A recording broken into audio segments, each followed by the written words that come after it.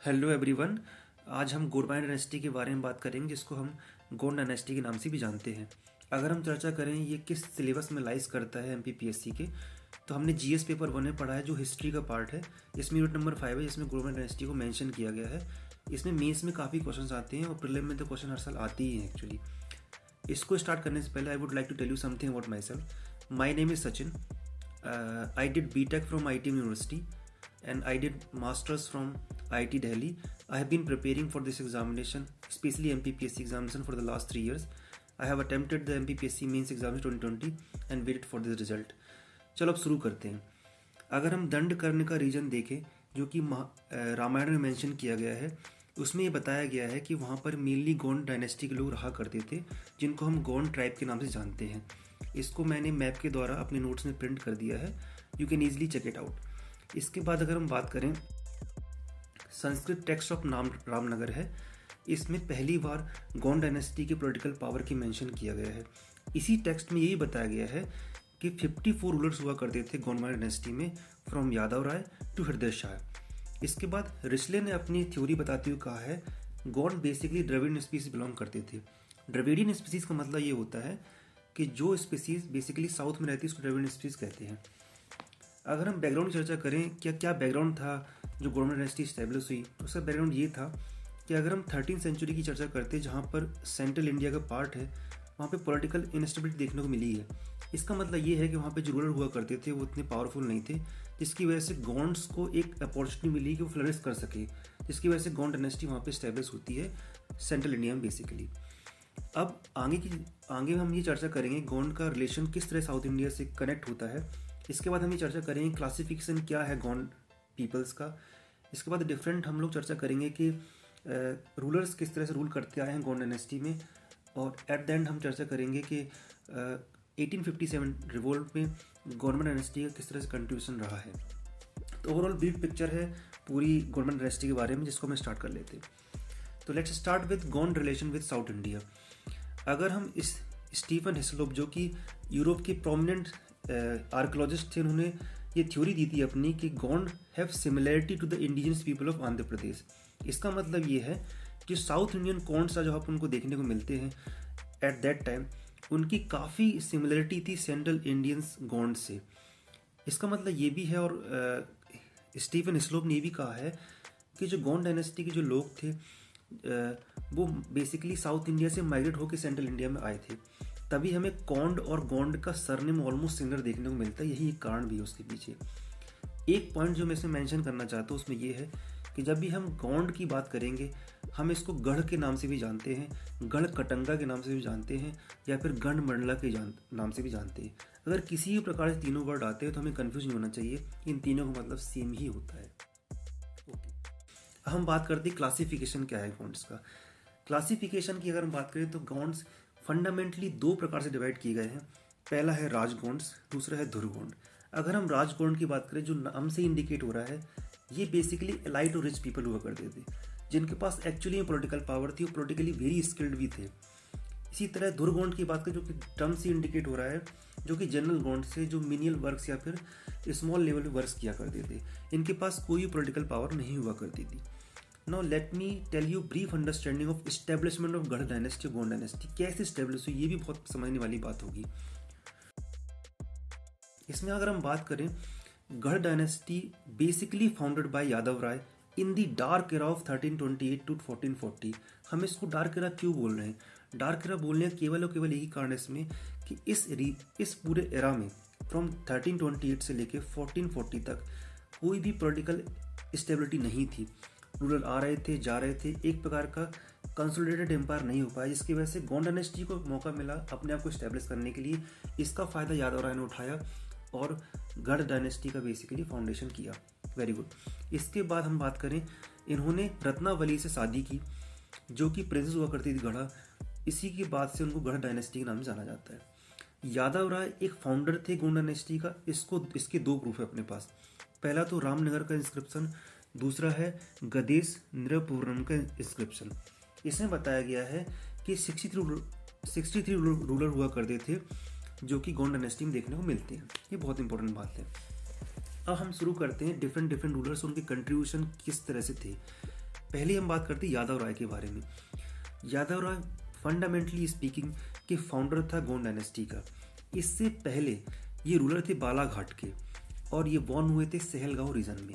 ये 3 point is very important for the mains examination, specially 3 marker में आ सकता है क्वेश्चन, अपन उसको लिख सकते हैं। इसके बाद रूलर आते हैं जो उनके बेटे थे, इनका नाम है Kharji. According to Akbarnama he was the second ruler. Akbarnama की हम बात करते हैं तो फजल अली ने बेसिकली अकबरनामा को लिखा था और इसके अकॉर्डिंग ही खजरी सेकेंड रूलर हैं गुरमान डायनेस्टी के। ये इंपॉर्टेंट बात हो गई। इसके बाद ही मेड एन ऑर्गेनाइज्ड आर्मी, ये बहुत इंपॉर्टेंट पॉइंट है। उन्होंने आर्मी को बहुत अच्छे से ऑर्गेनाइज करवाया ताकि लड़ाई लड़ सके वो। इसके बाद उनके कंट्रीब्यूशन बहुत है जिसको गढ़ा स्टेट और राइज करता है इसकी वजह से, क्योंकि जब वो आर्मी स्टेब्लिश करते हैं तो कहीं ना कहीं गढ़ स्टेट को एक एक्सपेंशन करने में आसानी होती है, क्योंकि आपस के एरिया को आसानी से कैप्चर कर सकते थे वो। थर्ड, इसके बाद जो रूलर आते हैं उनका नाम है गोरखदास। गोरखदास का भी मेंशन अकबरनामा में किया गया है। फोर्थ, इसके बाद जो रूलर आते हैं उनका नाम है सुखन दास या Sonic Das. He first increase the strength of army. पहली बात यह है कि उन्होंने आर्मी की स्ट्रेंथ को इंक्रीज कराया, सिमिलरली जैसे अपन ने खरजी का नाम पढ़ा था। इसके बाद उन्होंने कोऑपरेशन किया डिफरेंट कास्ट और कम्युनिटीज़ के द्वारा, क्योंकि जो भी कास्ट और कम्युनिटी रहती थी उस टाइम पे उनका कोऑपरेशन बहुत ज़रूरी भी था, उन्होंने किया भी। एक इनके अंदर एक कल्चर आस्पेक्ट देखने को मिलता है सुखन दास के अंदर, जो बहुत ही इंपॉर्टेंट है at that time, very difficult to get thing into this. इसके बाद जो रूलर आते हैं उनका नाम है अर्जुन दास। अर्जुन दास के टाइम पर गुरु नानक देव जी ने एंट्री की थी गढ़ डायनेस्टी में, और इसको लिखा गया है सूरज प्रकाश नाम की बुक में, जो कि सिख की रिलीज बुक है। और उनको मारकर अहमद दास उनके सन फाइनली गद्दी प्रवेश कर जाते हैं। अहमद दास जब गद्दी पर आते तो एक बहुत ही प्रोमिनेंट रूलर हैं। इनके बारे में गढ़ डायनेस्टी में बहुत ही बड़ा उल्लेख किया गया और उनको पढ़ना जरूरी, क्योंकि MPPSC मेंस एग्जामिनेशन 2017 में इस पर क्वेश्चन पूछा गया है। इसलिए हम इसको 6 मार्कर या फिर 5 मार्कर या 11 मार्कर के पॉइंट ऑफ व्यू से पढ़ेंगे। अगर ये 5 मार्कर क्वेश्चन आता तो हम इसको कैसे लिख सकते थे? पहली बात ये है, अगर आप इसमें ध्यान रखें कि अहमद दास या फिर संग्राम शाह कॉन्टेम्प्रेरी थे इब्राहिम लोदी के। फर्स्ट पॉइंट होना चाहिए। इन्होंने अपने ऊपर एक टाइटल एज्यूम किया, इसका नाम है महाराजा श्री राजा अहमद दास। इनकी कैपिटल हुआ करती थी, इसका नाम है गढ़ ऑब्वियसली। फोर्थ पॉइंट ये होना चाहिए कि संग्राम शाह टाइटल उनको दिया था बहादुर सुल्तान बहादुर गुजरात, जब सुल्तान बहादुर गुजरात रायसीन में अपनी सत्ता को हासिल करना चाहते थे। उस टाइम पे संग्राम शाह ने उनकी बहुत हेल्प की थी, जिसकी वजह से सुल्तान बहादुर शाह ने इनको संग्राम शाह का टाइटल भी दिया, जो कि बहुत ही इंपॉर्टेंट प्रोमिनेंट पॉइंट है इसके बारे में। अब हम चर्चा करेंगे इनकी पॉलिटिकल अचीवमेंट किस तरह की थी। इनके पॉलिटिकल अचीवमेंट पर हम ध्यान दें तो he establish a vast empire on the base of merit. इसका मतलब वो है जो काबिल व्यक्ति होगा वही बेसिकली सत्ता के डिफरेंट पोस्ट पर पहुंचेगा। बहुत अच्छी बात है। इसके बाद उन्होंने बहुत ही अच्छे रिलेशन एस्टेब्लिश किए बघेल किंग वीर सिंह देव से। वीर सिंह देव के बारे में हम बघेल डायनेस्टी में बिल्कुल पढ़ेंगे। बेसिकली इनको कहा जाता है कि रियल फाउंडर है बघेल डायनेस्टी के। Very good. इसके बाद अपन चर्चा करेंगे कि इन्होंने मैट्रिमोनियल अलायंस रिलेशन एस्टेब्लिश की चंदेला रूलर के साथ, जिससे कि उनके संबंध उनसे ही बहुत अच्छे रहे। ठीक है।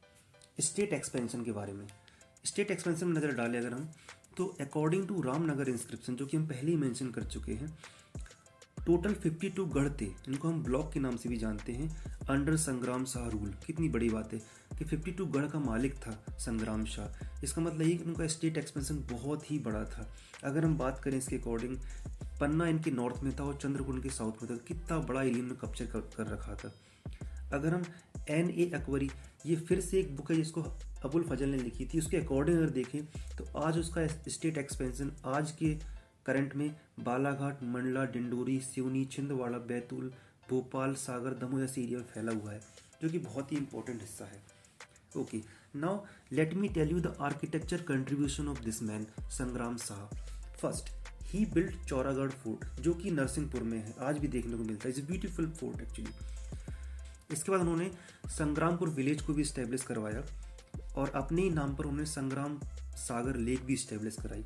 ओके, अब हम इनके इकोनॉमिक्स पॉइंट ऑफ व्यू पे नज़र डालें, या फिर उन्होंने किस तरह की करेंसी को इंट्रोड्यूस कराया। इनके टाइम पे गोल्ड, सिल्वर, कॉपर की कॉइन्स इस्तेमाल किए जाते थे। इंपॉर्टेंट पॉइंट यहाँ पर यह है कि गोल्ड कॉइन में इन्होंने अपने आप को पुलत्सवंशी के नाम से बताया गया। ये प्रीलिम में आने वाला क्वेश्चन है, जो कि हम मेन से भी 3 मार्कर में एक्सपेक्ट कर सकते हैं कि पुलत्वंशी कौन थे। पुलत्वंशी कुछ नहीं, जबकि संग्राम शाह ने अपने आप को गोल्ड कॉइन में नाम से बताया है। इंपॉर्टेंट। इसके बाद लिटरेचर पे उनका कंट्रीब्यूशन देखते हुए मिलता है। इन्होंने संस्कृत पे बहुत अच्छी ट्रिटाइज लिखी, इसका नाम है रस रत्नामिला, बहुत इंपॉर्टेंट है। इसके बाद ये भी देखने को आता है कि दामोदर ठाकुर इनके कोर्ट पोएट थे और या फिर स्कॉलर भी थे, जिनकी काफ़ी रचनाएं देखने को मिलती इनके समय पर। इसके बाद जो प्रोमिनेंट रूलर हैं जिसकी हम बात कर सकते हैं वो दलपति शाह, ये इनके बेटे थे एक्चुअली, ठीक है। इनका जो रूल है वो 7 ईयर्स का है, 1543 से लेके 5050 तक। ओके, फर्स्ट कंट्रीब्यूशन इनका जो था, उन्होंने पहले तो अपनी कैपिटल को शिफ्ट किया फ्रॉम गढ़ टू सिंगौरगढ़। ये पॉलिटिकल शिफ्ट था because of some political consideration. Okay, इसके बाद उन्होंने बघेल डायनेस्टी रूलर रामचंद्र, जिनका नाम है, उनसे अच्छे रिलेशनशिप इस्टेब्लिश किए। महेश ठाकुर इनके कोर्ट पोएट थे या स्कॉलर भी थे। ये सेकुलर रूलर के नाम से भी जाने जाते हैं क्योंकि इन्होंने सारे धर्म को इक्वली ट्रीट किया था, इसलिए सेकुलर रूलर के नाम से फेमस रहे हमेशा से। हाँ, अब इनके बाद क्या होता है, इनके डेथ के बाद वीर नारायण के बेटे गद्दी पर आ जाते हैं। चूँकि वो इतने इनिफिशिएंट नहीं थे, या फिर हम बात करें इतने इनिफिशिएंट थे, मतलब सिस्टम को इतने से नहीं संभाल पाए, तो उनकी माँ ने इनके कंट्रीब्यूशन किया, इनका नाम है दुर्गावती। हम दुर्गावती के बारे में डिटेल में चर्चा करेंगे क्योंकि एक्चुअल में अगर गोंड डायनेस्टी की हम बात करें तो दुर्गावती का जो नाम है इतना प्रोमिनेंट है कि इसमें से हर साल एक क्वेश्चन आता है मेंस एग्जामिनेशन में, क्योंकि चूंकि एक लेडी है और लेडी जबकि सत्ता पर आती है तो क्वेश्चन ऑटोमेटिकली इंपॉर्टेंट हो जाता है। अब हम इनके बारे में डिटेल में चर्चा करेंगे, स्पेशली हम चर्चा करेंगे उन्होंने किस तरह से बैटल लड़ी है। तो फर्स्ट ऑफ ऑल हम स्टार्ट करते हैं कि इनका रूल कैसे स्टार्ट होता है। पहली बात तो ये है कि इन्होंने टोटल 14 ईयर्स रूल किया है, 5050 से लेके 1564 तक। फर्स्ट, सबसे पहले इन्होंने she made Chauragarh as a capital of Garha state. अभी जो कैपिटल बनी थी उसको शिफ्ट करके उन्हें चौरागढ़ को कैपिटल बना दिया। ओके, इन्होंने फंडामेंटली 2 अटैक फेस किए हैं। पहले तो बाज बहादुर का अटैक फेस किया है, दूसरा असफ खान का अटैक फेस किया है। पहले हम डिस्कस करेंगे बाज बहादुर अटैक में क्या हुआ। बाज बहादुर अटैक में हुआ ये कि बाज बहादुर रूलर ऑफ मालवा था, उसने 2 बार रानी दुर्गावती की रीजन पे अटैक करने की कोशिश की, पर दोनों बार डिफीट हो गई, जिसकी वजह से उसको मॉनेटरी बहुत बड़ा लॉस हुआ। इसकी वजह से फिर उसने आइडिया अपना ड्रॉप कर दिया कि हम कभी भी रानी दुर्गावती के रीजन पे अटैक नहीं करेंगे, गढ़ रीजन पे अटैक नहीं करेंगे। ओके, तो ये वाली प्रॉब्लम तो सॉल्व होगी रानी दुर्गावती की, बट असफ खान वाली प्रॉब्लम इतनी आसानी सॉल्व नहीं हो पाई। असफ खान ने बेसिकली गढ़ स्टेट पर अटैक किया, और अटैक करने की योजना बनाने से पहले उन्होंने क्या किया कि दमोह वाले रीजन पे आना स्टार्ट कर दिया। इसमें रानी ने स्ट्रेटेजिकली एक्शन लेते हुए वेस्ट में जाकर एक नरई रीजन पर अपना कैंप एस्टेब्लिश कर लिया। कैंप एस्टेब्लिश करने के बाद वहाँ पर उन्होंने इनिशियल बैटल असफ खान से लड़ी, और इनिशियल बैटल में आपने देखने को मिलेगा कि असफ खान को डिफीट कर दिया उन्होंने, ठीक है ना। इसको बोलते हैं बैटल ऑफ नरई, जो कि MPPSC 2016 में मीन्स में क्वेश्चन आता है कि बैटल ऑफ नरई के बारे में आप संक्षिप्त में लिखिए, 6 मार्कर था। तो हम यही चर्चा कर रहे हैं पूरे इसके बारे में। अब असफ खान ने क्या किया, दोबारा वापस आया क्योंकि उसको रिवेंज लेना था अपनी इनिशियल डिफीट का। अब उसने अपनी स्ट्रेटजी खेलते हुए रानी को चारों तरफ से घेर लिया, और रानी ने अपने आप को Rani killed herself with dagger by taking the dagger from mahout, और खुद शहीद हो गई। एक्चुअली देखा जाता है कि रानी कभी भी उनके कब्जे में नहीं आ पाई, अपने आप को खुद मार लिया उन्होंने, ठीक है। इसके बाद अगर हम बात करें, मुगल ने गढ़ डायनेस्टी पर कंट्रोल एस्टेब्लिश कर लिया, बट कैपिटल चौड़ागढ़ को फिर भी अनटच्ड रह पाई क्योंकि रानी दुर्गावती का वहाँ पर बहुत ज़्यादा डोमिनेंस तब भी रहा है, ठीक है। इसके बाद हम बात करें रानी दुर्गावती के बारे में, अगर ब्रीफ अंडरस्टैंडिंग बोलें तो she was a very efficient scholar, tolerant थी, स्किल्ड एडमिनिस्ट्रेटर थी, और उनकी स्टोरी आज भी देख लो बहुत इंपॉर्टेंट मानी जाती है, और मीन्स और प्रीलिम में हमेशा से क्वेश्चन इसमें आते ही रहे। तो हमें चर्चा ये करनी होती है इसमें कि बैटल ऑफ नरई क्या था और उनका कंट्रीब्यूशन क्या था as far as architecture and other consideration is concern. Okay, तो हमें चर्चा करनी होगी Gond empire under Mughal rule. जैसे ही मुगल रूल इस्टेब्लिश होता है गोंड डायनेस्टी में, तो गवर्नर सिस्टम स्टार्ट हो जाता है। एग्जाम्पल के तौर पे असफ खान को गढ़ डायनेस्टी का गवर्नर बना दिया जाता है अकबर के दौरान, ठीक है। इसके बाद अदर रूलर्स जो आते हैं गढ़ डायनेस्टी, वो कौन कौन थे? चंद्र शाह, इन्होंने क्या किया, अब हम देखेंगे इसमें कि जितने भी रूलर अब आने वाले हैं वो कहीं ना कहीं मुगल रूल के अंतर्गत कुछ ऐसा काम करते हैं जो मुगल की पॉलिसी पे डिपेंड करता है। फॉर एग्जांपल, अब चंद्र शाह रूलर आते हैं तो वो करते हैं, उन्होंने 10 गढ़ मुगल को दे दिए, देखने को मिल रहा है बिल्कुल ही। मधुकर शाह जब रूलर बन के आते हैं तो उन्होंने बोला कि वो पहले गौंड रूलर थे जिन्होंने ट्रिब्यूट देना स्टार्ट कर दिया मुगल एडमिनिस्ट्रेशन को। ये भी इम्पोर्टेंट बात है। इसके बाद प्रेम शाह और फिर हृदय शाह है। हमने जब रामनगर इंस्क्रिप्शन की बात की थी, रामनगर टैक्स की बात की थी, तो उसने बताया था कि 54 रूलर्स के बारे में चर्चा की गई है। उसमें से हृदय शाह लास्ट रूलर बताया गया उनके अकॉर्डिंग, क्योंकि यही माना गया है गोंड डायनेस्टी में कि हृदय शाह लास्ट प्रोमिनेंट रूलर थे जिन्होंने अल्टीमेटली कंट्रीब्यूट किया है गोंड डायनेस्टी के एक्सपेंशन में और पॉलिटिकल अचीवमेंट में। ओके, हम हृदय शाह के बारे में लिटिल बिट डिटेल में चर्चा करें, क्योंकि मेंस में 5 मार्कर क्वेश्चन इससे एक्सपेक्ट किया जा सकता है इस ईयर या नेक्स्ट ईयर। ओके, फर्स्ट, इन्होंने अपनी कैपिटल को रामनगर में शिफ्ट कर दिया, फर्स्ट पॉइंट। इसके बाद इन्होंने स्किल्ड वर्कर बाहर से बुलाए ताकि एग्रीकल्चर एक्टिविटी को बढ़ावा दे सके। इसका प्रोमिनेंट एग्जांपल ये है कि पंसारी कम्युनिटी जो महोबा में पाई जाती है, जो पान ग्रो करती है, उनको बुलाया ताकि पान का प्रोडक्शन बढ़ाया सके वहाँ पे, क्योंकि पान की काफ़ी डिमांड थी उस टाइम पे। ये बहुत ही इंपॉर्टेंट पॉइंट है। इसके बाद इन्होंने, अगर हम लिटरेरी कंट्रीब्यूशन की बात करें, तो उन्होंने 2 बुक लिखी म्यूजिक के ऊपर, पहली हृदय कौतक और दूसरी हृदय प्रकाश, बहुत इंपॉर्टेंट है। इसके बाद उन्होंने बेगम महल को भी कंस्ट्रक्ट कराया है, जो कि आर्किटेक्चर कंट्रीब्यूशन के अंदर आ सकता है। ये इंपॉर्टेंट बात है इसके अंदर। इसके बाद हम बात करते हैं रूलर छत्र शाह की। छत्र शाह, अगर हम बात करें, लास्ट रूलर हैं जिन्होंने गढ़ डायनेस्टी को एक्सपेंड करने का अल्टीमेटली प्रयास किया था, बट अनफॉर्चुनेटली इनके टाइम पे औरंगजेब का शासन आ गया और औरंगजेब ने अपना साउथ कैंपेन स्टार्ट किया और गढ़ डायनेस्टी को ऑलमोस्ट कैप्चर कर लिया और नष्ट कर दिया। इसके बाद काफ़ी रूलर आते हैं, बट उनका इंपॉर्टेंस इतना नहीं है यहाँ पर। ओके, हमने जो थर्ड हेडिंग की बात की थी, थर्ड हेडिंग ये थी कि हम गढ़ मंडला या फिर गोंड डायनेस्टी या फिर गढ़ कटंगा का रिवोल्ट 1857 में कंट्रीब्यूशन के बारे में चर्चा करेंगे। तो 1857 के टाइम पर गढ़ डायनेस्टी में फंडामेंटली 2 रूलर हुआ करते थे। पहले तो शंकर शाह थे, दूसरी थी अवंती बाई। अवंती बाई और शंकर शाह के बारे में हर साल प्रीलिम में और मेंस में क्वेश्चन आते ही रहे। शंकर शाह पे 2016 में 3 मार्कर क्वेश्चन पूछा गया है, जिसके बारे में यहाँ पे चर्चा भी करेंगे। और अवंती बाई पे क्वेश्चन एक्सपेक्टेड है next year. Okay, Avanti by उस टाइम पर रामगढ़ जागीर की रूलर रही थी।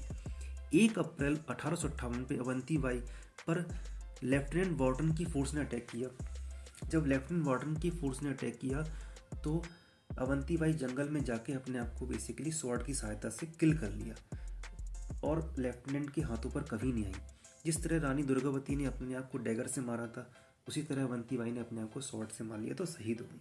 कितनी प्रॉब्लम बात है, कितनी सिमिलरिटी है दोनों लेडी में, अगर हम दुर्गावती की बात करें या फिर रानी अवंती बाई के बारे में बात करें तो। ठीक है, जो नेक्स्ट रूलर है उनका नाम है शंकर शाह। शंकर शाह उस टाइम पे पूरे गढ़ मंडला के रूलर हुआ करते थे। इन्होंने 1857 की क्रांति में 1857 के रिवोल्ट में महाकौशल रीजन पे रिप्रेजेंट किया है पूरा। हम ये समझना चाहेंगे यहाँ पर कि महाकौशल रीजन पे इन्होंने आखिरकार रिवोल्ट 1857 में पार्टिसिपेट क्यों किया।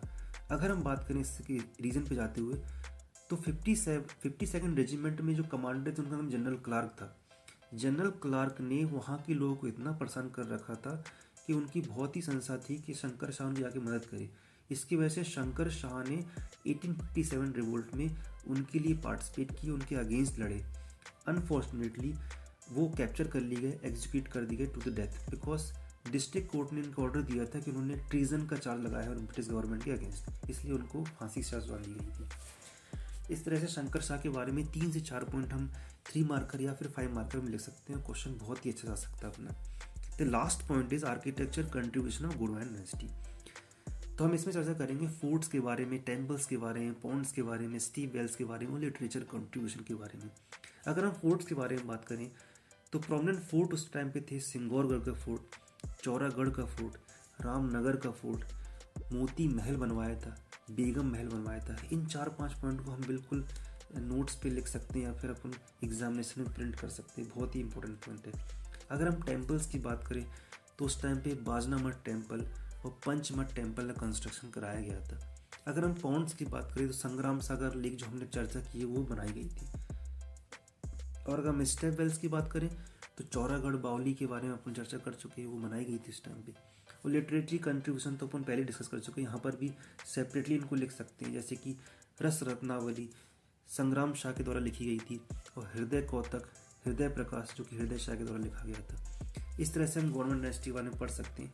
इससे मैंने at the end of this topic हमने कुछ प्रैक्टिस क्वेश्चन और प्रीवियस क्वेश्चन पेपर को मैंने प्रिंट कर दी जो कि गवर्नमेंट डायनेस्टी से क्वेश्चन आ चुके थे।